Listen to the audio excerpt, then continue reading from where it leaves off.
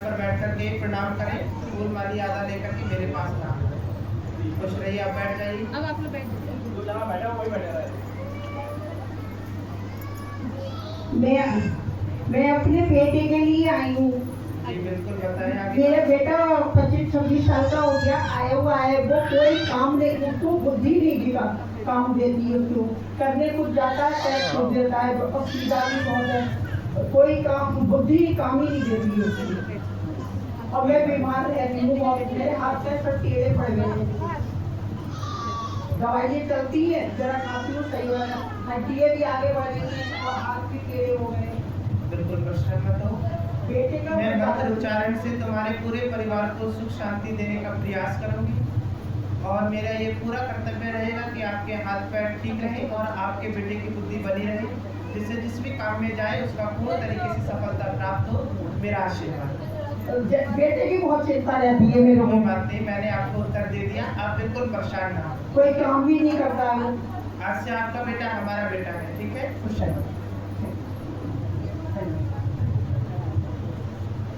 और कोई बात करे?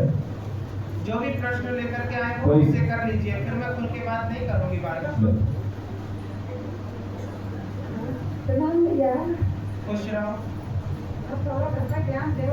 बड़े हमारे अभी मैं तुम्हारे घर पर जाकर के झाड़ू पोछा करके आई हूँ, अब चौका वासन करके आऊंगी, ठीक है? और कैसे घर पे ध्यान दें, हाजिरी आप तोड़े। जब मैं कहती हूँ कि हाजिरी ठीक तरीके से लगाइए, मैं आपसे 10 लाख रुपए 5 लाख रुपए कोई दान नहीं मांग रही, फूटी फाड़ी बस कह रही।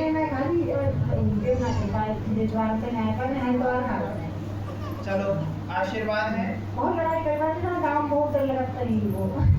कोई बात नहीं, थोड़ा बहुत लड़ना भी जरूरी है। हर किसी से अच्छे रिश्ते रख लोगी तो खटास कहाँ से लाओगी? खुशी रहो, आशीर्वाद है। कोई बात नहीं, जिस चीज का सबसे ज्यादा डर होता है उन्हीं वही होती है, ठीक है? तो उस चीज को दिमाग में ही मत रखो। खुश रहो। बोल साचे दरबार की। और कोई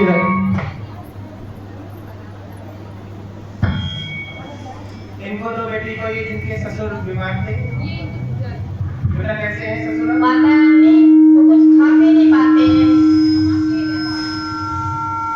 अभी भी कुछ नहीं खा रहे हैं? नहीं, नाक के द्वारा नली पड़ी उससे पिलाते हैं, उन्हें पीस के दाल दूध। बोल चाल रहे हैं? बोल नहीं रहे हैं, वो बोलने की कोशिश करते हैं, बोल नहीं पाते हैं वो।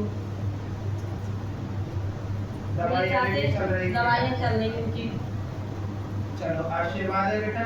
वैसे तो मैं कुछ कह नहीं सकती, लेकिन हम पूरा प्रयास कर रहे हैं, ठीक है? खुश ठीक है रहो। माता रानी।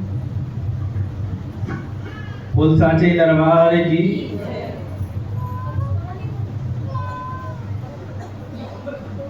माता रानी, अभी लड़के को हमारी नींद नहीं आ रही है, 1 साल से परेशान है। अब घर में पहले से शांति है?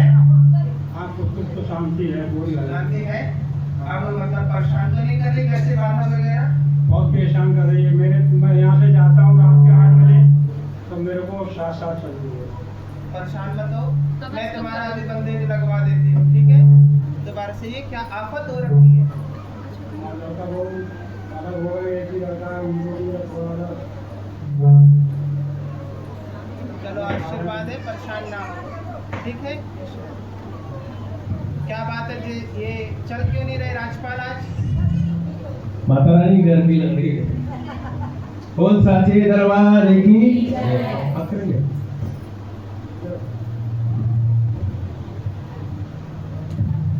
ये भीग गया, इसी वजह से हो रहा है, भीग गया है। दोबारा कहिए। बंद कर दो, शाबाश, धीरे कर दो। 1 साल हो गया है, इलाज भी कराते हैं, कोई फायदा नहीं। कब से आ रहे हैं आप लोग दरबार में? आज हम पहली बार आए, लेकिन जुड़ गए। आज से दरबार से जुड़ने का फैसला लो, बाकी परिवार का कलेश हानि कर्ज मैं खुद समाप्त करवा दूंगी, ठीक है? ठीक है। खुश रहो, आशीर्वाद। बोल साचे दरबार की। माता रानी प्रणाम। खुश रहिए। माता रानी कलेश नहीं दूर हो रहा, बीमारी नहीं भी जट छोड़ रही है। बेटा कब से आ रहे हो? अरे हमें तो 2 महीने से ज़्यादा हो गए। 2 महीने से ज़्यादा हो गए। बिल्कुल परेशान होने की आवश्यकता नहीं है। हम पूरा प्रयास कर रहे हैं आप सभी लोगों के घर में सुख शांति बनाने के लिए, और आप चिंता ना करो, इसी वजह से आपके लिए हर मंगलवार को हवन होता है, ताकि दरबार में आने वाले हर भक्त को शांति प्राप्त हो।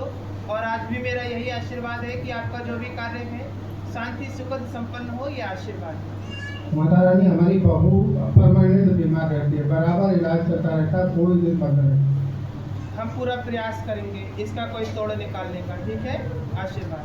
बाकी पहले से आपको मालूम है हम शाहजहाँपुर से आए हैं। बोल साचे दरबार की। और इधर कोई बहन आएगी बात करने।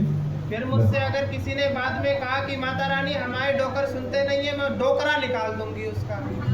हाँ, बता दे रही हूँ मैं। मुझे बहुत परेशानी हो रही है। Mata Rani thank you. हमारे हमारे बहुत दारू पीते हैं, बहुत परेशान करते हैं, बहुत गाली देते हैं। हम पूरी तरीके से प्रयास करो, जल लेकर के जाओ। अगर जल नहीं पी रहे हैं तो चाय में मिला करके पिलाओ। बहुत परेशान करता है, दारू पीता है और गाली देता है। अब हमारे कहने से कोई काम नहीं करता है। चिंता नहीं करो, कितनी आई कृपा कर दो। ये चल नहीं रहा है क्या?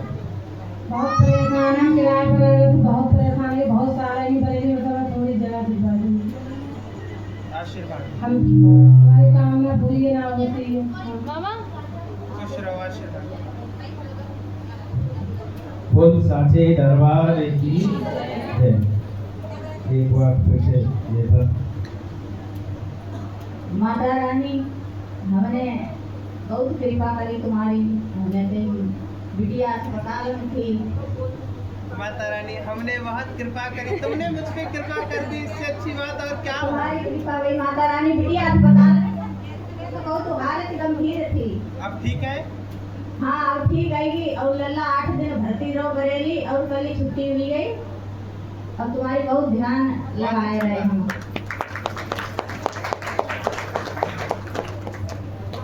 ये बार एकदम बेस बहुत अच्छी पड़ बात। एक बार रहा बोल साचे दरबार की।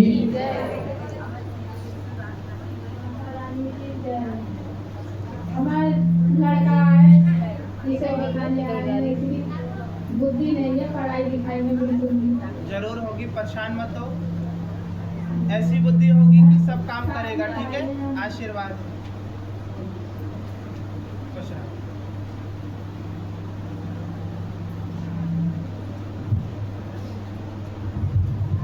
माता रानी कोट कोट प्रणाम आपके चरणों में मेरा। भैया आपसे मैं कहती यही है, भैया आप दर्द तो सब कुछ जानती हो, लेकिन भैया आपको सुना रही हूँ। 2 साल हो गए भैया मुझे आते, मुझे परेशान बहुत करते हैं। मेरे पे तो बहुत दारू पी रहे हैं। भैया कुछ तो उनकी दारू पे रोक लगाओ भैया। देखो, मैं मैं अनीता पहले बोल रही हूँ। मेरी भी बेटा आंखें हैं, दोनों गुल्ले ठीक है मेरे, ठीक? हाँ। भैया माफी जरा चाहते इसमें हैं आवाज नहीं आ रही, भैया, जितेंद्र। दारू पे रोक लगा दो भैया, बहुत दारू पीते हैं, रोज डेली पीते हैं भैया। ठीक है। देखो, मैं पहले ही कह चुकी हूँ, आप जिस प्रकार से मेरे पास आ रहे हैं, आप बता रही हैं कि मुझसे कुछ छुपा नहीं। ये बात सत्य है कि मुझसे कुछ छुपा नहीं, लेकिन मैं वचनों से बंधित हूँ। मैं कई बातें आपके सबके सामने कहना नहीं चाहती हूँ, लेकिन हाँ, कुछ रहा तुम्हारा भी ठीक नहीं है और कुछ रहा उनका भी ठीक नहीं है। पहले अपने मार्ग को सुधारने का प्रयास करो बेटा, उसके बाद मुझ पे पूर्ण तरीके से निर्भर होने का प्रयास करो। एक मार्ग, एक ही सदन में चलना ठीक है, अनेक दृष्टियों की तरफ से देखना और एक ही तरफ हा हा करना, ये बेटा गलत है। इसलिए मैं चाहती हूँ बिल्कुल मेरी तरफ निर्भर होइए या किसी एक की तरफ निर्भर होइए। भैया मैं तो यहीं आती हूँ, यहीं पे निर्भर हूँ। और बस मंदिर में पूजा करने जाती मैं, और तो कहीं कुछ करनी नहीं। और गाड़ी वाड़ी चली आती हूँ, मंदिर पे जाती हूँ माता का नाम। और मैं वैसे पूरा प्रयास कर रही हूँ आपके ऊपर कृपा करने का, ठीक है? हाँ, खुश रहो। इसलिए आपके दरबार में नहीं आती भैया। बोल साचे दरबार की जय।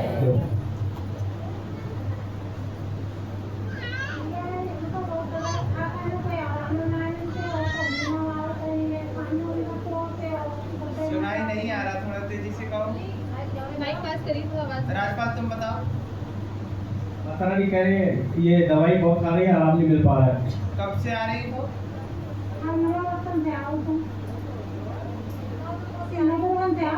नवदुर्गों से आ रही। जरूर आराम मिलेगा बेटा। 10 सालों से इंसान दवाई खाता आ रहा है, वो नहीं करने वाले से कि क्या कहते हैं उन्हें अंग्रेजी में, कि डॉक्टर साहब हम तुम्हारे यहाँ दवाई खा रहे हैं 10 साल से, हमें आराम नहीं मिल रहा। तो आप लोगों की 10 सालों तक दवाई खा के रहे, हम तो दवाई के माध्यम से चल रहे हैं। यहाँ पे मैं आकर के कह रही हूँ कि आप जुड़ जाओ, दवाई खाने की जरूरत नहीं पड़ेगी, तकलीफ बेशक बनी रहेगी लेकिन सताएगी नहीं। तो आके मुझ पे धावा बोल दिया जाता है, माता रानी 2 महीने से आ रहे हैं, कोई आराम नहीं मिल रहा। मैं बेटा कैसे कह दूँ भैया, मैं पहले ही कह चुकी हूँ कि आपके कर्म भी तो आपको परेशान करेंगे, लेकिन मैं उन कर्मों को ढाल दे रही हूँ। ठीक है, खुश रहो, आशीर्वाद है। और कोई बात है बात पे? आ जाओ, राज पर बैठ जाओ। तो इस चीज का मैं माध्यम देती हूँ, ध्यान से सुनिएगा। जैसे कि भक्त आकर के मुझ पे ढाल देते हैं कि माता रानी इतने समय से आ रहे हैं या इतने साल से आ रहे हैं, हमें कोई फायदा नहीं हो रहा, हमारा कोई काम नहीं हो रहा। तो आगे आगे फूल बिखेरने से, पीछे खंजर चलाने से कोई काम नहीं होगा। ठीक है, या तो मेरे ऊपर पूरी तरीके से निर्भर हो या मुझे बिल्कुल पूछो ना। मेरे यहाँ भी जुड़ना है, मुझसे भी बातें करनी है और मेरे पीछे कोई कुछ कहे तो चुगली भी करनी है, ये बेटा मुझे पसंद नहीं है। मैं पहले 10 बार कह चुकी हूँ, ये बात किसने सुनी है? हाथ खड़ा करो जरा। मैं 10 बार चेतावनी दे चुकी हूँ कि आप बिल्कुल मेरे होने का प्रयास करो। बेशक आज भक्त कम है, प्रति दरबार में 200 के लमसम भक्त आता है। 200 व्यक्ति को इकट्ठा करना कोई मामूली बात नहीं है। किसी के मरे मौते में भी 200 जल्दी इकट्ठे नहीं हो पाते हैं। तो मैं तो यहाँ दरबार लगा रही, कुछ देख कर के इकट्ठे हुए होंगे आप सब। और मैं आज एक बात खुली कान खोल के दिखा देती हूँ, आपका कोई भी कैसा भी काम हो, बहुएं परेशान कर रही हो, ससुर परेशान कर रहे हो, सास परेशान कर रही हो, पति परेशान कर रहे हो, कलेश हो या घर में दंगे मच रहे हो, आप मुझसे बिल्कुल मत कहो, आकर के बैठ जाओ। जब तक मैं वचन दे रही हूँ 1.5-2 घंटे वचन सुनो और हाथ जोड़ करके जैसे ही मैं गद्दी पर से उठूं प्रणाम करके आप भी चले जाओ। आपके घर में खुद ही खुद सुख समृद्धि आना शुरू हो जाएगी। क्यों? अगर हम सच्चे देवी देवता होंगे तो हम बिना सुने भी आपकी पूरी कार्रवाई सुन लेंगे और करेंगे। मैं इस चीज का प्रमाण कई बार दे चुकी हूँ कि आप मुझ पर पूरी तरीके से टिकाऊ होकर के देखिए, मैं आपको किसी के सामने झुकने के लायक नहीं रखूंगी। आप हर किसी के सामने अपनी छाती चौड़ी करके चल सकेंगे कि देखो हम श्री संत आज्ञाकारी संगम दिव्य दरबार की ओर दृष्टि नेतृत्व से जुड़े हैं और हमें अब कोई मायका लाल झुकाने वाला नहीं है, ऐसी दृष्टि रखिए। आप खुद भी लजाते हैं और मुझे भी लजने के लिए मजबूर कर देते हैं। मैं आपको हर एक बात बता देती हूँ कि कौन व्यक्ति मेरे बारे में क्या सोच रहा है, कैसे चल रहा है। अरे कभी आपने ये सोचा है कि मैं यहाँ पे रात 2-2, 3-3 बजे तक आपके लिए जगती हूँ? किसी ने कभी पूछा ही है आकर के? नहीं, कोई नहीं पूछेगा कि माता रानी आप 2-2, 3-3 बजे तक जग के क्या करती है। बस आकर के सीधे ठोक देते हो कि माता रानी 2 साल हो गए, 4 साल हो गए और हमें 10 महीने हो गए, कोई काम नहीं बन रहा। कोई नहीं पूछता आकर कि माता रानी आप रात्रि में जगह आपने आराम करा। बेशक हम देवी हैं, क्या देवियों की देही थकती नहीं होगी? बिल्कुल थकती होगी। श्री कृष्ण जब थक जाते थे तो पेड़ के नीचे बैठते थे, नहीं बैठते थे? वृक्ष की छाया में बैठते थे कि नहीं बैठते थे? भाई हम भी देवी हैं, हमें भी थकान होती है और मानव तन में जब प्रवेश करती है कोई भी अंश प्रवृत्ति शक्ति तो उससे ज्यादा थकान मानव तन को होती है। तो कोई आकर के नहीं पूछता कि रात में 2-2 बजे तक इस दरबार में होता क्या है, तो कोई नहीं पूछता। बस आकर के सीधे इन्हें बंदूक चलानी है, माता रानी हमारे 2 महीने से कोई काम नहीं हो रहा है। इससे नहीं चलता भैया। तुम दरबार से जुड़े हो, मुझ पे एहसान थोड़े ही कर रहे हो, अपने लिए आ रहे हो, अपने मतलब के लिए आ रहे हो। कह दो कोई ऐसा व्यक्ति हो जो केवल मेरे लिए आता हो, कोई ऐसा व्यक्ति नहीं। सब अपने मतलब के लिए आते हो और अपने मतलब को पूरा करवाने के लिए बैठते हो। किसी का कोई जमीन का किस्सा है तो किसी का पति का किस्सा है तो किसी का किस्सा है। कोई बिना मतलब के नहीं आ रहा है। और अभी तक मेरे दरबार में 1 लाख से ज्यादा भक्तगण आ चुके हैं। 1 लाख से भक्तगण आ चुके हैं। तो हाँ, मैं ये नहीं कह रही कि 1 लाख आए हुए व्यक्ति का काम बना। 1 लाख में से 90,000 का काम पूरा बना है और प्रमाण के साथ कि हाँ इसकी पथरी ठीक हुई, इसकी रसोली ठीक हुई है, इसकी गांठ ठीक हुई है और इसके गले की तकलीफ ठीक हुई है। उसको कौन सी बीमारी कहते हैं जो ठीक नहीं होती है? कैंसर की बीमारी का इलाज हर किसी के पास नहीं है। लेकिन हाँ, दरबार में आने के बाद मैंने 3 हफ्ते में इस बीमारी का इलाज करके दिखाया है और चला करके दिखाया। फालिस के मरीज को तो मैंने 2 हफ्ते में खड़ा कर दिया है। फालिस के मरीज को 2 हफ्ते में खड़ा कर दिया है। फिर शक्तियां नहीं है तो ये ऐसे ही हो रहा है। हवा में थोड़ी चल रहा है, तीन यहाँ कोई प्रमाण दे रही हूँ भैया, वेद पुराणों का स्मरण करी हुई हूँ, किस प्रकार से, किस मनुष्य से। तुम्हारे कदम चलने से पहले भाप लेती हूँ कि सीधा कदम रखोगे या उल्टा कदम रखोगे, तो तुम चालाक क्या हो, मैं तुमसे दुगनी चालाक हूँ। तो मुझसे पासा खेलने से पहले अपनी गोटियों पर नजर डाल लेना, ठीक है।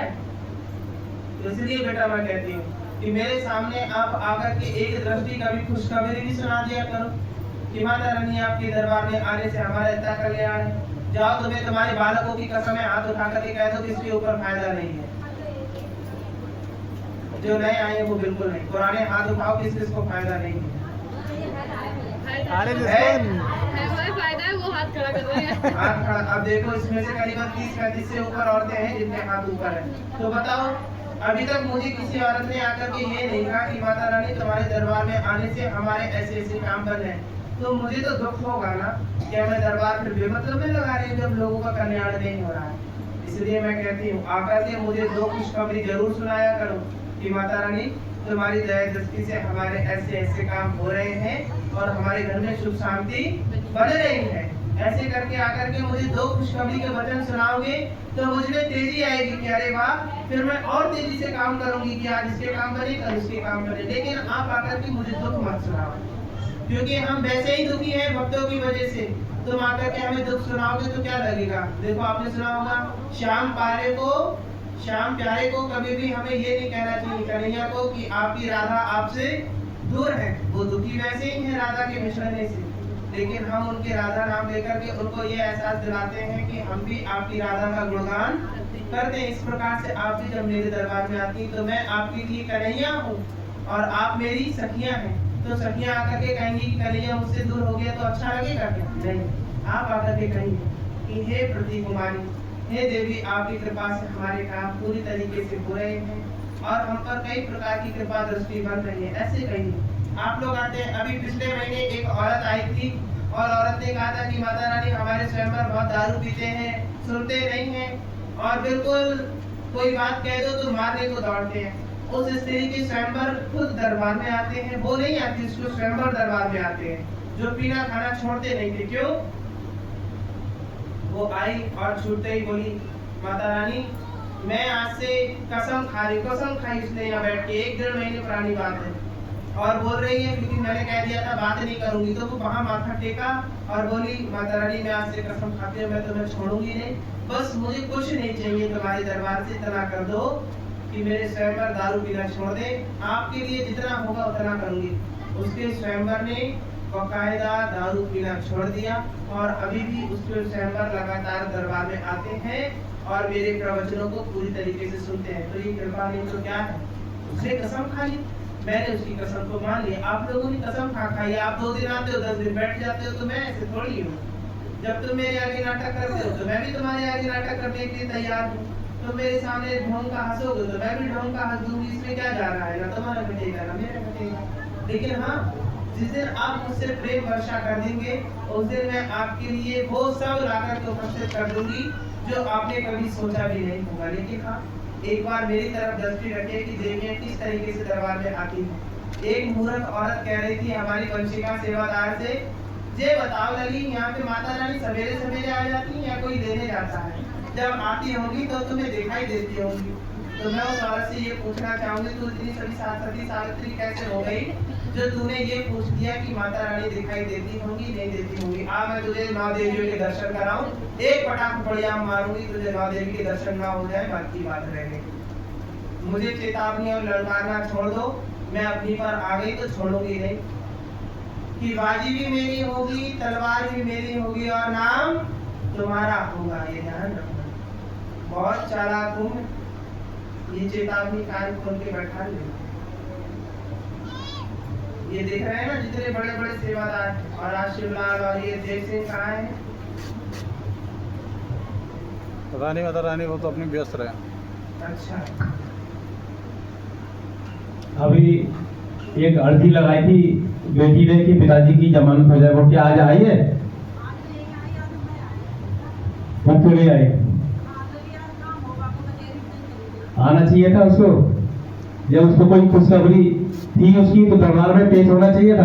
कोई बात नहीं, लेकिन हाँ अच्छी बात है, ठीक हुआ सब कुछ। अच्छा, बहुत अच्छी बात है भाई, इसके लिए तालियां दे भाई, बहुत अच्छी बात है, खुश रहो। और एक बात हमेशा ध्यान रखो कि मैं दरबार में देखो पुत्री इतने विश्वास से आई, उसका काम बना, तो बेटा आपका भी काम बनेगा, लेकिन तुम मुझे पहचानने का प्रयास ना करके मुझे मानने का प्रयास करो। जैसे कि दृष्टिकोण आत्मनिर्भर होकर के सीखना चाहती हूँ। तुम वैदिकरण करने वाले के ऊपर जैसे निर्भर हो जाते हो, वैसे मुझ पे निर्भर हो जाओ कि आपकी सिवा हमारा कोई नहीं है।